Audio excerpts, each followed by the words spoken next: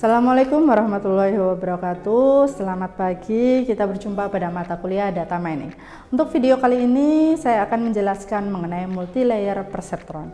Jadi yang sebelumnya kita sudah tahu dasar mengenai jaringan saraf tiruan, kemudian yang paling sederhana adalah perceptron, sekarang multi-layer perceptron. Ada tiga hal yang akan saya jelaskan. Yang pertama adalah pengenalan multi-layer perceptron, kemudian algoritmanya MLP, jadi multi-layer perceptron, kita bisa singkat dengan MLP. Yang ketiga adalah MLP pada R. Yang pertama, pengenalan multi-layer perceptron. MLP adalah jaringan feed forward dengan satu atau lebih lapisan unit tersembunyi ya, antara lapisan input atau output. Jadi lebih dari satunya itu di unit tersembunyinya, bukan input atau outputnya ya. Input sama outputnya tetap hanya satu. Arsitektur dengan satu layer tersembunyi bisa diilustrasikan seperti ini. Jadi kalian bisa ingat-ingat kembali mengenai arsitektur secara general pada jaringan saraf tiruan pada video yang pertama ya. Oke, ini juga sudah saya sebutkan, nanti kita akan ingat-ingat sedikit mengenai tiga hal yang akan ditentukan dalam jaringan saraf tiruan. Yang pertama adalah arsitektur jaringan, yang kedua adalah metode learning atau training atau algoritma, yang ketiga adalah fungsi aktivasi yang akan digunakan. Nah, di algoritma MLP itu biasanya menggunakan backpropagation. Jadi backpropagation merupakan algoritma pembelajaran yang terawasi dan biasanya digunakan oleh perseptron dengan banyak lapisan untuk mengubah bobot yang terhubung dengan neuron-neuron yang ada pada lapis tersembunyi. Algoritma backpropagation merupakan error output untuk mengubah nilai bobot-bobotnya dalam arah mundur, dalam istilahnya itu adalah backward. Kemudian untuk mendapatkan error tersebut kita perlu tahap perambatan maju, itu adalah forwardnya, forward propagation. Jadi oleh karena itu namanya adalah backpropagation atau feed forward neural networks. Selama proses pelatihan, bobot-bobot akan diatur secara iteratif untuk meminimumkan fungsi kinerja jaringan, atau biasanya kita gunakan adalah MSE, mean square error. Sebagian besar algoritma pelatihan untuk feed forward menggunakan gradien dari fungsi kinerja untuk menentukan bagaimana bobot-bobot dalam rangka meminimumkan kinerja. Nah, gradien ini ditentukan dengan menggunakan suatu teknik yang disebut dengan backpropagation. Sebenarnya ada banyak banget ya algoritma pada MLP, ada inisialisasi bobot, itu pun ada dua caranya ya, random sama metode Nguyen withdraw. Nah, sedangkan untuk update bobotnya ada banyak sekali. Yang paling sederhana adalah gradient descent. Kalau mau lebih cepat bisa teknik heuristik ataupun di teknik optimasi numerik. Nah, kalau yang sederhana tadi ada incremental mode, ada batch mode, dan itu dengan dan tanpa momentum. Nah, teknik ini semua tidak akan saya jelaskan karena kita menggunakan aplikasi dari jaringan saraf tiruan untuk suatu kasusnya, bukan mengenai update bobotnya. Kita sudah pengenalan dengan menggunakan perseptron untuk perhitungan pada algoritma perseptronnya, itu adalah langkah yang paling dasar. Ini nanti ada bahas pada MK tersendiri yang bernama jaringan saraf tiruan. Nah, MLP pada R ya. Nah, di R documentation, jadi ini adalah deskripsi dari library atau function yang akan saya gunakan. Namanya adalah neural net ya. Nah, neural net ini deskripsinya bisa kalian lihat di sini. Jadi bisa metode trainingnya bisa menggunakan backpropagation, resilient, dan seterusnya ya. Dia bisa lebih dari satu layer maupun lebih cuma satu layer. Usage-nya bisa dilihat, jadi kita perlu menuliskan formulanya dulu, baru datanya, baru hidden layer-nya, dan seterusnya. Tapi apakah semuanya ini perlu dituliskan? Tidak perlu. Jadi ada beberapa yang sudah secara otomatis menjadi default. Itu tidak perlu kita ubah. Ini hal-hal yang akan saya garis bawahi dari yang sebelumnya banyak sekali yang harus kita definisikan. Beberapa hal yang memang harus kita lihat di sini adalah formulanya dulu. Karena formula ini tidak ada defaultnya, sehingga formula ini perlu kita mendefinisikan. Kemudian data yang kita gunakan yang mana? Hidden layernya. Nah, kalau lebih dari satu kita bisa pakai C kurung buka banyaknya hidden neuron di lapisan pertama, koma banyaknya hidden layer di lapisan kedua. Dan ini bisa sampai banyak sekali, nggak masalah seperti itu. Algoritmanya di sini dia bisa diisi backprop itu adalah back propagation, airprop itu adalah resilient back propagation. Jadi ada yang plus itu adalah with, kalau yang minus itu without backtrackingnya seperti itu. Tapi di sini belum ada penjelasan defaultnya apa. Seingat saya sih defaultnya adalah back propagation. Kemudian aktivasi function yang bisa kita gunakan pada library neural net hanya ada dua ya. Di sini sudah ada penulisannya. Dia adalah logistik dan tangan hiperbolik. Nah, ini adalah kasus yang akan kita gunakan. Jadi suatu penelitian itu mengenai bunga iris. Jadi ini adalah gambar dari bunga irisnya. Ada 3 jenis dari bunga iris, yaitu setosa, versicolor, dan juga virginica. Nah, dari ketiga jenis ini ya, kita akan lihat, kita akan ukur petal sama sepalnya. Petal sama sepal apa? Itu adalah length sama width-nya. Jadi length itu panjangnya, width itu adalah lebarnya. Jadi diukur kedua hal tersebut. Ini adalah datanya. Jadi yang pertama, langkah pertama yang harus kita lakukan adalah mengaktifkan data iris. Data iris ini sudah ada pada R sehingga kita bisa tinggal mengaktifkan tanpa harus menginputkan kembali. Ya, mengaktifkannya adalah dengan data kurung buka iris. Kemudian str iris itu menunjukkan bahwa ada variabel apa aja sih. Di situ nama variabelnya kelihatan. Yang pertama adalah sepal.length, kemudian sepal.width, petal.length, kemudian petal width. Nah, keempat variabel tersebut dia bertipe numeric ya. Bertipe numeric, kita bisa lihat mengenai length maupun width-nya itu sangat berbeda baik pada sepal maupun petal. Masih ingat dari yang sebelumnya, nanti di next-nya itu kita butuh normalisasi min-max. Kemudian masih ada satu variabel yang terakhir, itu adalah spesies. Di situ kita ada lihat ada 3 faktor ya. 3 faktor. Jadi faktor with 3 levels, yaitu setosa, versicolor, sama virginica. Nah, karena kita akan menggunakan fungsi aktivasi logistik di mana memiliki range antara 0 sampai 1, maka kita harus melakukan transformasi 0 sampai 1. Ini rumus yang harus kita gunakan ya. Kemudian kita bisa menggunakan scale ya. Oleh karena itu saya tulis SCL function X kemudian dan seterusnya. Jadi perhitungannya dari sini, maka kita bisa tuliskan seperti ini. Kemudian SCL iris data frame lapply iris yang perlu kita transformasi tadi kan hanya variabel x-nya ya, sepal length sampai petal width ya. Oleh karena itu hanya 1 sampai ke 4 aja. Semua baris pada kolom 1 sampai kolom 4. Itu adalah maknanya yang iris kurung buka siku, 1.24. Hasilnya bisa kita lihat dari head scale iris ini, dia sudah bersekitar 0 sampai 1. Langkah yang ketiga adalah membagi data menjadi training dan testing.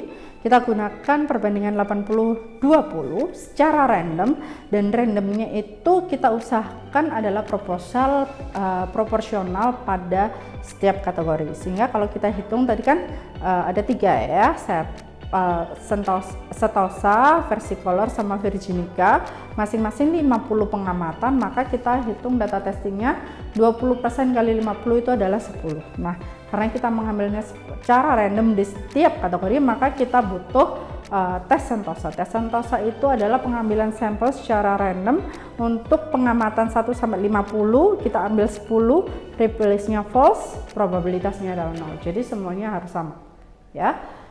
Dari sini kita tahu pengamatan yang akan kita gunakan yang mewakili sentosa atau setosa itu adalah 6, 32, 49, 47, 40 dan seterusnya. Begitu pula untuk versicolor dan virginica. Setelah itu kita gabungkan n-test. Jadi itu semua kan sendiri-sendiri ya di setiap kategorinya, maka kita perlu gabungkan ke yang n-test. Jadi n-test itu pengamatan pada data testing ya. Setelah itu ada nama variabel train. Train itu sudah kita ambil yang data tanpa pengamatan testing, makanya dia iris C kurung buka min n-test seperti itu. Bukan hanya scale iris aja. Scale iris itu tadi kan cuman variabel x-nya aja, sedangkan variabel y-nya spesiesnya tadi itu masih di iris. Jadi kita komakan iris C kurung buka min n-test dan dia adalah kolom ke-5 seperti itu. Kita beri nama pada variabel train lagi. Karena urutannya seperti itu, maka kita tulis lagi supaya kita tahu nama di setiap kolom-kolomnya. Jadi kita tidak menyebutkan lagi dengan nama kolom 1, kolom 2, kolom 3 kayak gitu, tapi kita bisa langsung sebut nama setiap kolomnya ya. Untuk data tesnya maka kita ambil pada baris-baris yang tes saja. Oleh karena itu minusnya di sini hilang baik pada variabel x maupun di variabel y-nya. Langkah keempat adalah kita menentukan banyaknya hidden layer dan neuronnya. Nah, untuk contoh ini saya akan menggunakan satu hidden layer saja, maka kita bisa menggunakan rumus dari teori Masters yang nz sama dengan akar nx dikalikan ny. Akar dari nx-nya tadi ada 4 ya, sepal length, sepal width, petal length, dan petal width. Jadi ada 4, oleh karena itu nx-nya 4 dan ny-nya ada 3, yaitu setosa, virginica, dan versicolor. Jadi 3. Nah, hasilnya adalah 3,4641. Kita bulatkan, terserah kalian mau bulatkan kemana, bisa ke atas, bisa ke bawah. Saya bulatkan ke bawah saja, yaitu 3. Nah, langkah yang kelima, setelah kita lakukan penentuan banyaknya hidden layer dan neuronnya, maka yang kelima kita algoritma atau nanti kita update bobotnya, istilahnya kita akan mengambil bobotnya ya. Kita aktifkan terlebih dahulu library-nya yaitu neural net, kemudian fungsinya, formulanya adalah spesies, kemudian sepal length plus sepal width, petal length plus petal width. Kemudian data yang kita gunakan train karena ini adalah yang sudah di skala 01 dan juga pengamatan tanpa testing seperti itu. Hiddennya 3, langsung kita isi 3 karena cuma satu layer. Kalau kalian mau lebih dari satu layer, hidden sama dengan C kurung buka banyaknya neuron pertama, banyaknya neuron yang pada lapisan kedua, seperti itu. Kemudian aktivasi fungsinya logistik, linear outputnya kita pilih false. Karena apa? Kalau false berarti nanti logistik ini juga kita apply ke neuron output. Kalau misalkan kita true, maka nanti hasilnya seperti regresi. Dia berkisaran antara angkanya secara langsung, seperti itu. Nah, kalau kita lihat, kita kan pengennya itu setiap kali ada jaringan saraf tiruan itu ada arsitektur jaringannya. Maka kita bisa gunakan function namanya adalah plot NN. Ini adalah hasil dari plot NN-nya, ya. Nah, dari sini kita tahu ada variabel sepal length, sepal width, dan seterusnya. Ini variabel x-nya. Kemudian di sebelah sini ada variabel y-nya. Maka yang di tengah-tengah itu saya beri sendiri tulisan Z1, Z2, dan Z3. Karena memang dia ada pada lapisan tersembunyi. Nah, bagaimana persamaannya? Persamaannya kalau misalkan saya langsung tuliskan ZI sama dengan F1 dari jumlahan I sama dengan 1 sampai P VJI dikalikan XJ, itu kan agak panjang ya. Jadi jumlahan atau sigmanya itu tadi saya akan tulis sebagai Z1in ya. Z1in itu sama dengan berapa? Z1in itu adalah yang beta nolnya dulu. Beta nolnya itu adalah yang satu itu, 1 ke Z1. 1 ke Z1 itu adalah 6,5 sekian ya. Ini saya hanya tulis satu angka di belakang koma tanpa ada pembulatan. Jadi biar tidak terlalu berpikir ya, itu angkanya berapa kayak kita. Nah, ini 6,5. Terus yang 5,7 itu adalah dari sepal length ke Z1. Ya. Dari sepal length ke Z1 adalah 5,7. Jadi 5,7 dikalikan SL. Begitu pula seterusnya dari sepal width ke Z1 itu adalah 10,2, maka 10,2 kalikan SW dari petal length min 17,7, berarti itu min 17,7 PL dikurangi yang petal width-nya ke Z1-nya itu adalah min 10,5. Jadi persamaan ZI-nya tadi itu berasal dari yang gambarnya ya. Nah, maka kita bisa tuliskan Z1-nya itu sesuai dengan fungsi aktivasinya tadi adalah logistik, yaitu 1/1 plus eksponensial, jadi E pangkat min Z1in. Nah, kita bisa juga menuliskan hal yang serupa untuk Z2 dan Z3. Setelah ketemu Z2 dan Z3-nya, maka kita bisa lihat Y1, Y2 dan Y3-nya juga hampir sama. Karena tadi adalah linear outputnya sama dengan false ya. Nah, kalau sudah ketemu nilai Z1, Z2, Z3, Y1, Y2, Y3, maka kita dapat hasil dari prediksinya. Nah, Bu, kalau misalkan dari gambar ini kalian tidak kelihatan, maka kalian itu sebenarnya bisa menggunakan salah satu fungsi yang ada pada library neural network. Jadi di sini kalian bisa gunakan wake dari NN karena tadi kan modelnya itu disimpan dengan nama NN. Ini hasilnya, barulah yang ke bawah itu sebagai apa inputnya, yang kolomnya itu sebagai outputnya. Jadi yang pertama kan dari inputnya neuron inputnya ke neuron tersembunyi ya. Oleh karena itu di sini 1 SLSWPLPW. Ini adalah saya singkatan ya. Sepal, petal, length sama width seperti itu ya. Kemudian kalau yang di step berikutnya itu adalah dari hidden layernya. Jadi 1, Z1, Z3, Z2, Z3 barulah outputnya yaitu Y1, Y2 dan Y3. Kalau seperti ini kan kita tidak bakalan bingung ya. Jadi wake-nya itu 6 atau 8 atau 3 atau 8 seperti itu. Jadi sudah fix. Setelah kita peroleh nilai bobotnya, kita bisa menuliskan modelnya. Kalau kita bisa menuliskan modelnya tadi, maka kita bisa melihat hasil prediksinya. Jadi di hasil prediksi dari NN tadi kan kita merediksinya adalah untuk data testing, karena kalau bisa sih kita maunya testingnya kan lebih baik nanti ya, prediksinya kedepannya lebih baik, bukan dari hasil optimasi. Kalau hasil optimasi datanya adalah data training. Oleh karena itu kita gunakan function yang namanya predict NN, tes yang tanpa kolom kelima, karena kolom kelima itu adalah Y-nya, sehingga kita peroleh kalau kita mau ngechecking itu hasilnya seperti ini. Nah, ini tuh apa? Ini adalah p-test itu adalah probabilitas dari setiap kategorinya ya.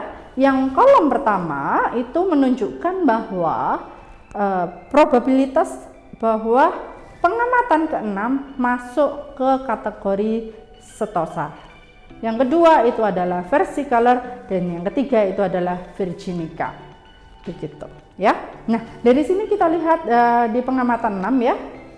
Di pengamatan 6 itu yang paling besar maksimumnya itu adalah 1, sehingga dia nanti akan dikategorikan setosa. Nah, bagaimana caranya supaya kita bisa mengkategorikan dia itu setosa padahal dari hasil NN-nya itu masih probabilitasnya? Maka kita tambahkan lagi yang paling bawah, prediksi data frame max titik call p-test ya. Itu adalah nanti kolom yang maksimumnya itu ada pada mana. Jadi dia ada satu baris ke bawah yang pada pengamatan 6 itu ada pada 1 kayak gitu.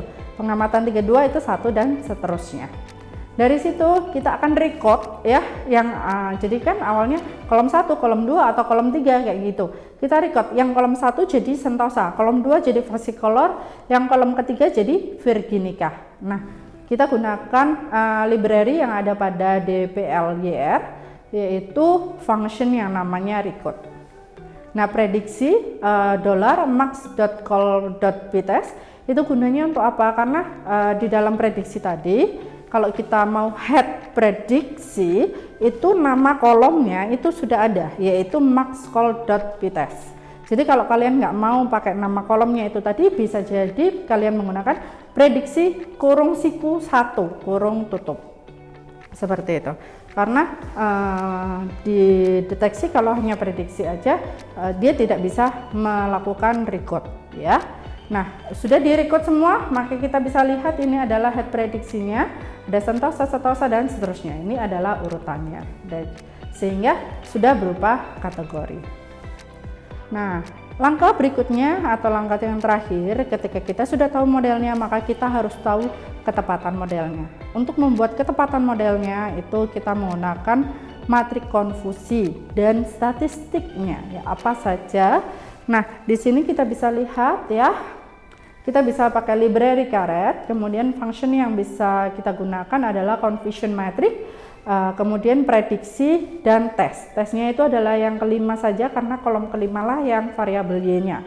Jadi di confusion matrix itu harus berupa faktor. Nah, hasil dari prediksi tadi dia adalah char. Oleh karena itu kita perlu merubah ke faktor, sehingga disinilah muncul ada faktor.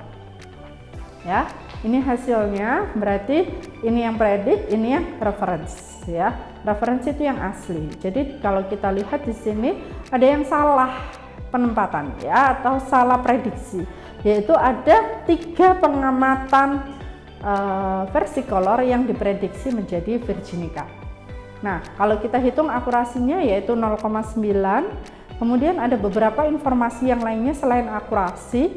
Di bawahnya itu ada kappa, ada sensitivity, specificity, dan lain setelahnya atau seterusnya yang menunjukkan ketepatan modelnya di setiap kelas. Tapi kalau akurasi cuma 1 angka karena dia sudah mewakili ketiga kategori yang ada pada neuron output. Terima kasih untuk perhatian, semoga bermanfaat. Sekian materi multilayer perseptron untuk klasifikasi. Jangan lupa untuk like dan juga subscribe. Bye bye.